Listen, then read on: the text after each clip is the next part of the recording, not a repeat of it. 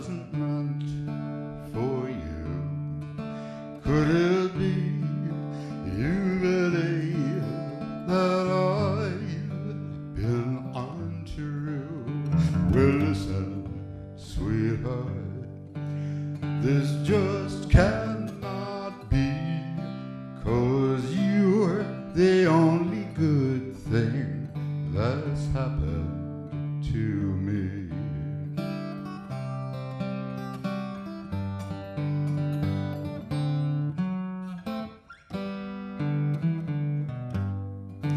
If you ever may think that I don't love you, that I'm not satisfied with things that you do, I want you to know, please understand, there's nothing in this world worth a touch of your hand.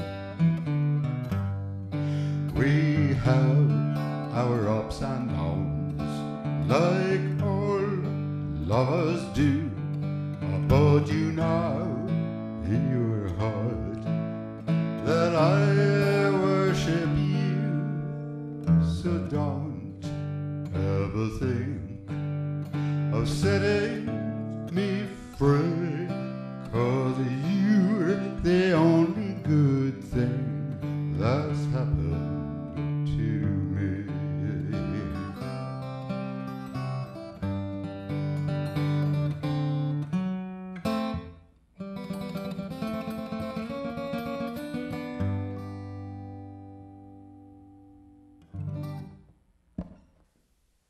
Hi folks,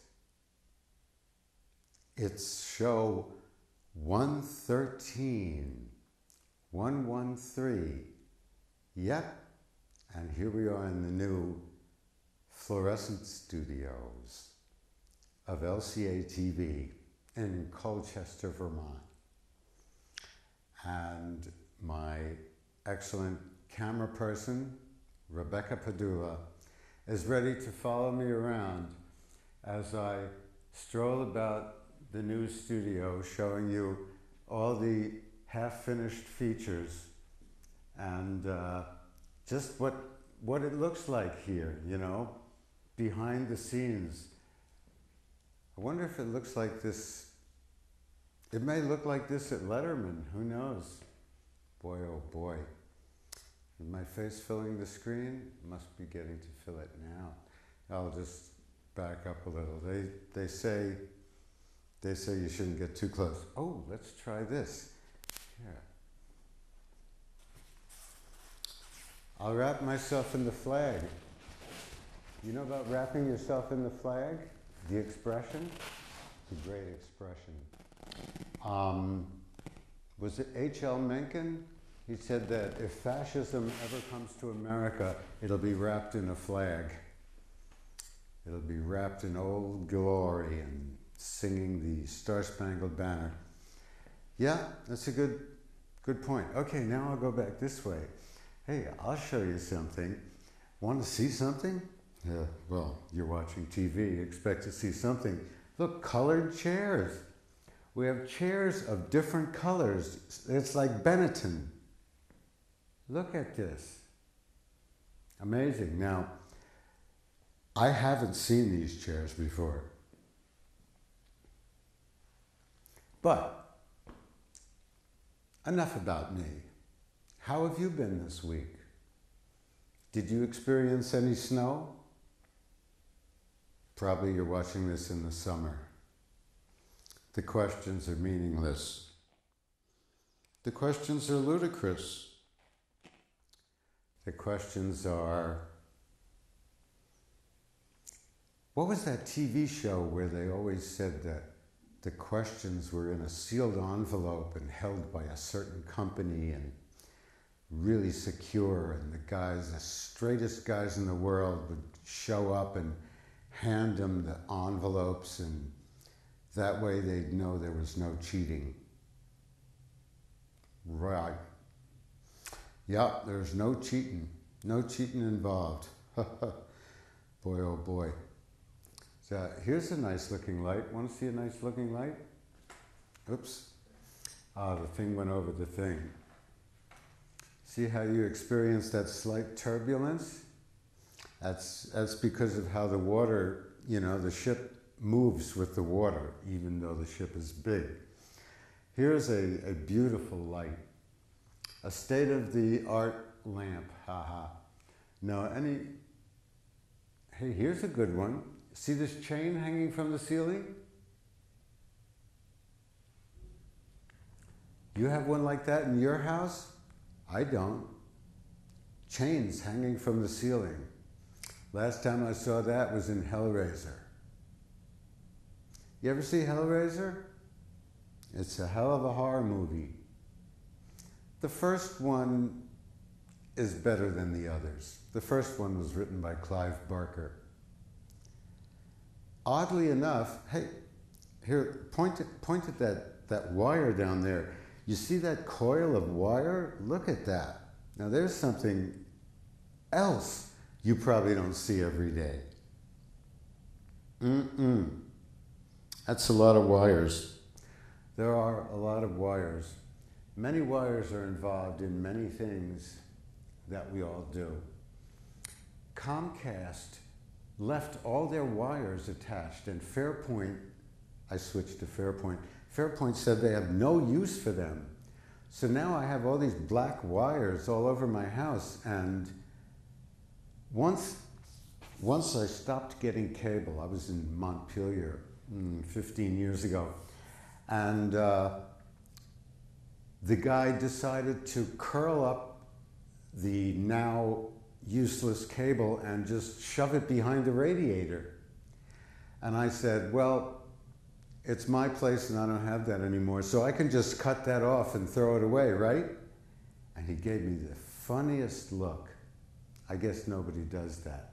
They all figure that a renter will leave and then a new renter will come and he'll want the services and the wires will already be there. Understandable. Okay. Did you know this was show 113? Well, now you know again.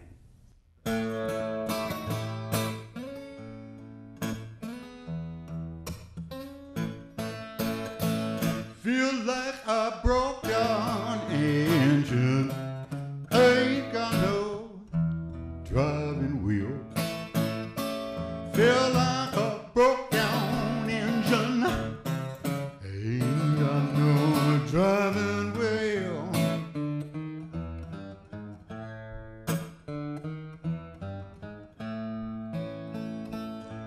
I've been so low down and lonesome, Lord, how a poor man feel.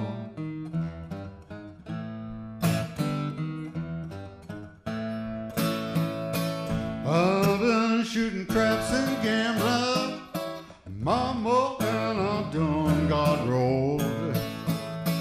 I've been shooting craps and gambling, mama, and I done got rolled.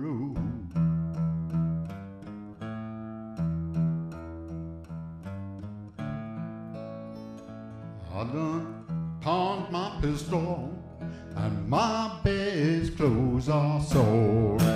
Lordy, love, lordy, lordy, love, lordy, love, lordy, lordy, love.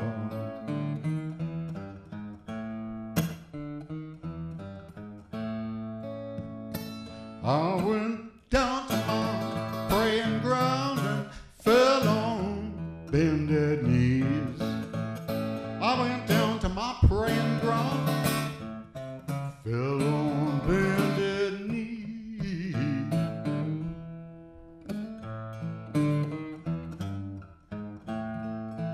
I ain't crying for no religion, Lord, give me back my good gal, please. If you give me my bed, won't worry you no more. If you give me my bed, I won't worry you no more.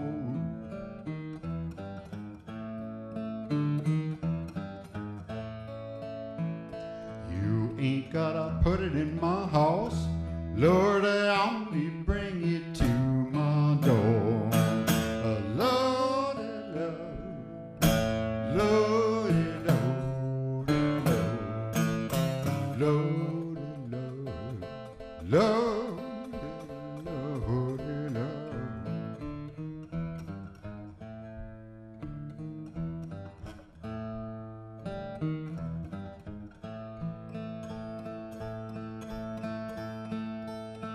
Feel like a broke down engine, ain't got no whistle or bell. Feel like a broke down engine, ain't got no whistle or bell.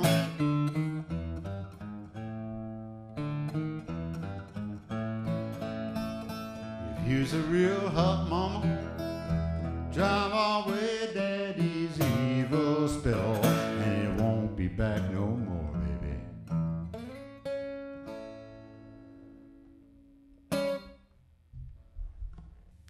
It is very hard to have any kind of objectivity, don't you think?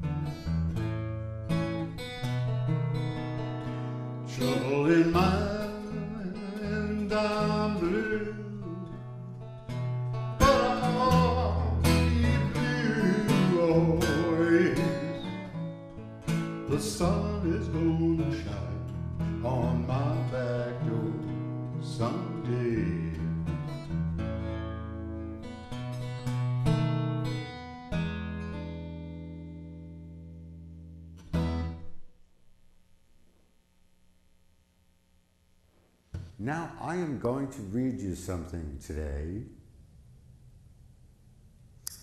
and I'm going to sit at this table and read it to you.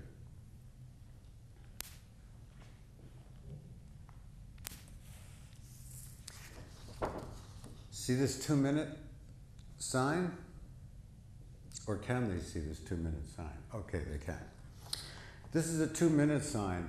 I have seen this 112 times, basically.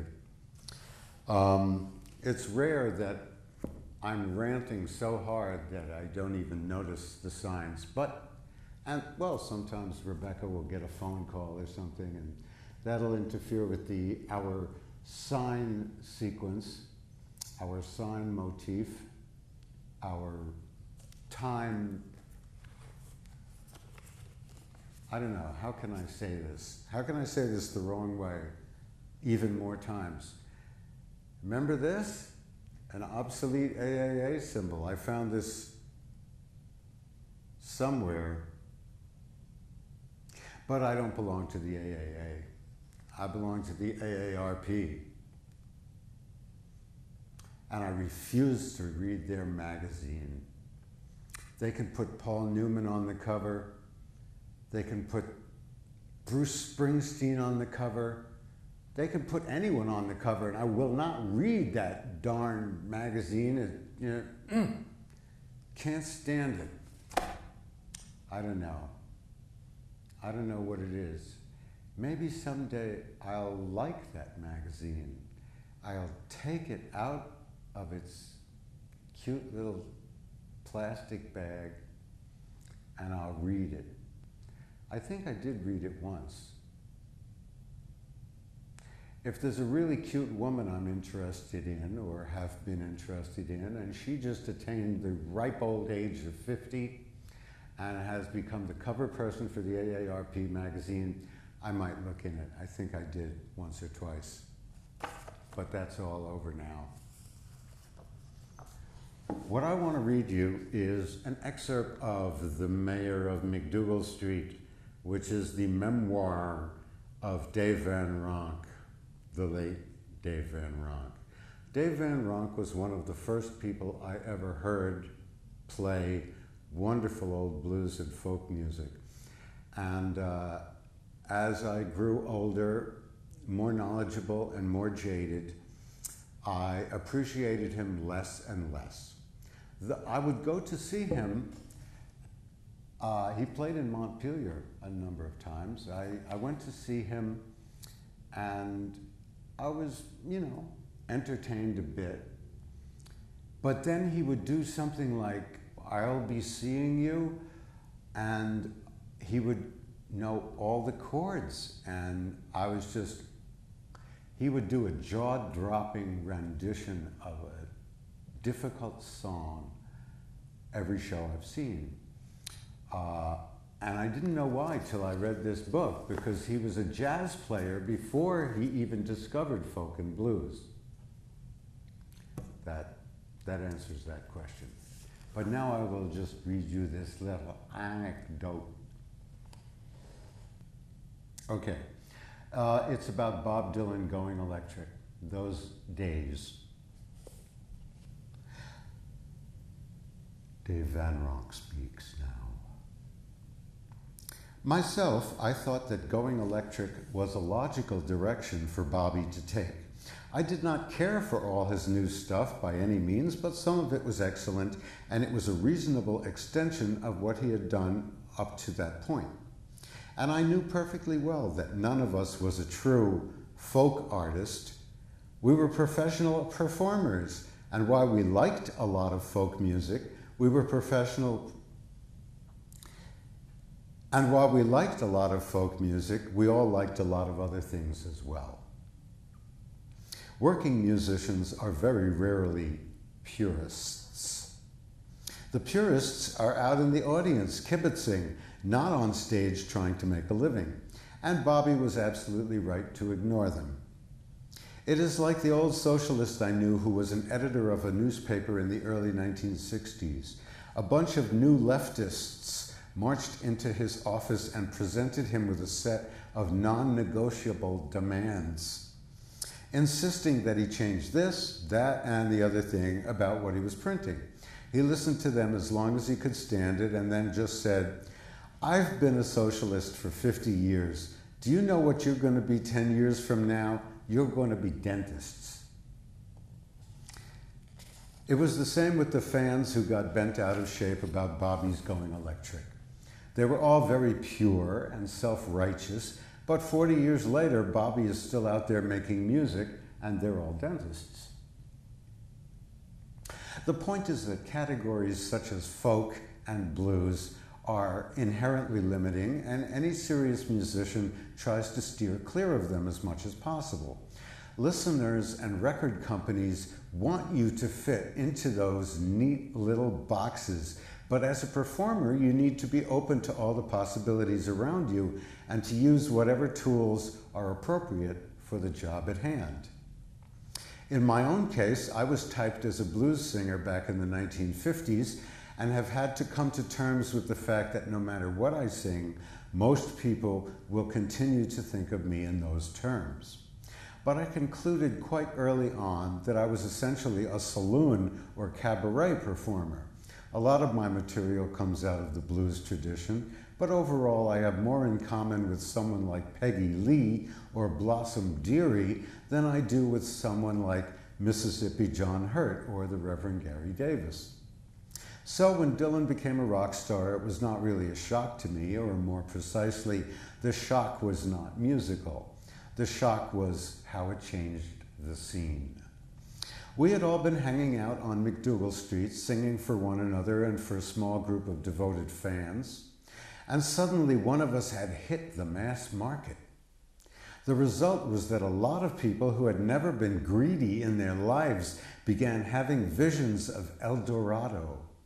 Dylan was one of ours, and he had struck gold, and everybody thought that they could get rich too. There were essentially two reactions. The first was jealousy, variations on, "Why him?" and "He copped this from me, he stole that from so-and-so." Of course, we had all been stealing from each other all along, but it had never mattered because we were all in the same situation. We had been playing for tips and sleeping on floors, and when one of us suddenly could get a suite at the top of the plaza, naturally that hurt. The other reaction, which was even more damaging, was, "I'm going to be next. All I have to do is find the right agent, the right record company, the right connections, and I can be another Bob Dylan." Yeah, sure you could. All you had to do was write "A Hard Rain's Gonna Fall" for the first time. That was what Bobby had done, and none of the rest of us did that. Bobby is not the greatest songwriter in history, but he was far and away the best on our scene, and whether we admitted it or not, we all knew that. Still, there were a lot of poor slobs who were working very hard and in some cases producing very good music, and who were getting nowhere at all. So it is not surprising that some of them got awfully bitter. I cannot deny that at times I felt a pang myself. Meanwhile, the sycophants appeared, crowding around and telling us how wonderful we were.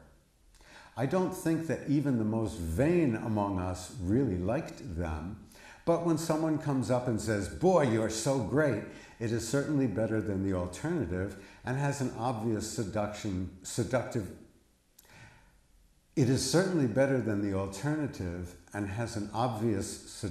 quality. Dylan drew more than his share of this attention.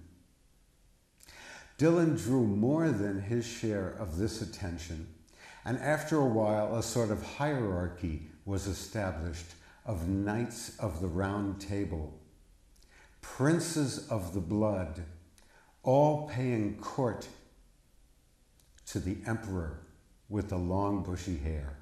And because of who he was, that became a pretty nasty scene. Bobby had always been kind of paranoid, and now he felt he had to surround himself with people he could trust. But it was not reciprocal. He never felt that he had to be trustworthy himself. He was always testing the loyalty of the people who were near him, and it could get really vicious at times. There was this group around him, David Blue, Victor Mahmoudis, Bobby Newworth, and various others, and they would back up whatever he said, including when he chose to turn on one or another of them. For myself, I consider it fortunate that Bobby and I reached our parting of the ways fairly early. Shortly after his third or fourth record had come out and gone diamond or whatever, he was holding court in The Kettle of Fish, and he got on my case and started giving me all of this advice about how to manage my career, how to go about becoming a star. It was complete garbage. But by that point, he had gotten used to everybody hanging on his every word and applauding any idea that came into his head. So I sat and listened for a while, and I was polite and even asked him a couple of questions, but it became obvious that he was simply prodding and testing me. He was saying things like, "Why don't you give up the blues? You do that and I'll produce an album on you. You can make a fortune." He wasn't making a lick of sense, and I finally pushed back my chair and said, "Dylan, if you're so rich, why ain't you smart?" And I walked out. And now we walk out. We are done, or I am done.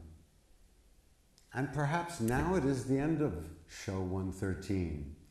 We'll be seeing you for the exciting debut of show 114 next week.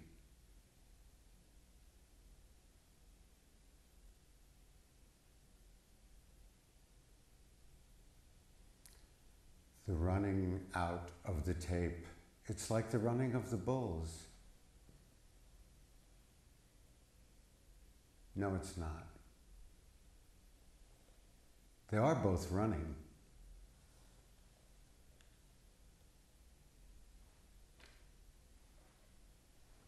Can you imagine being in the running of the bulls?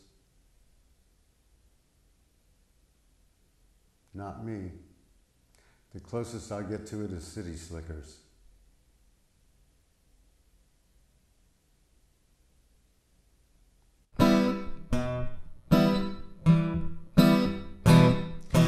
All night long on the broken glass, loving in a medicine chest, Mediterranean and hotel back, sprawled across the roll-top desk. The monkey rode the blade on an overhead fan. The panther donkey blew if you pay. I got a telephone call from Istanbul. My baby's coming home today. Would you sell me one of those if I shave my head? Get me out of town is what Fireball said. Never trust a man in a blue trench coat. Never drive a car when you're dead.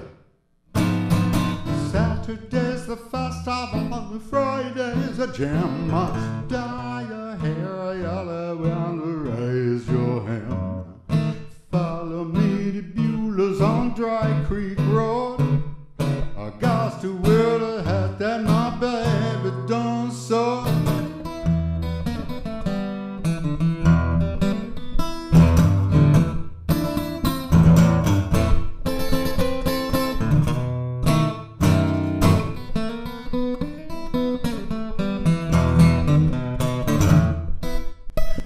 Are you still there? Are you still there? Can you hear me, Major Tom?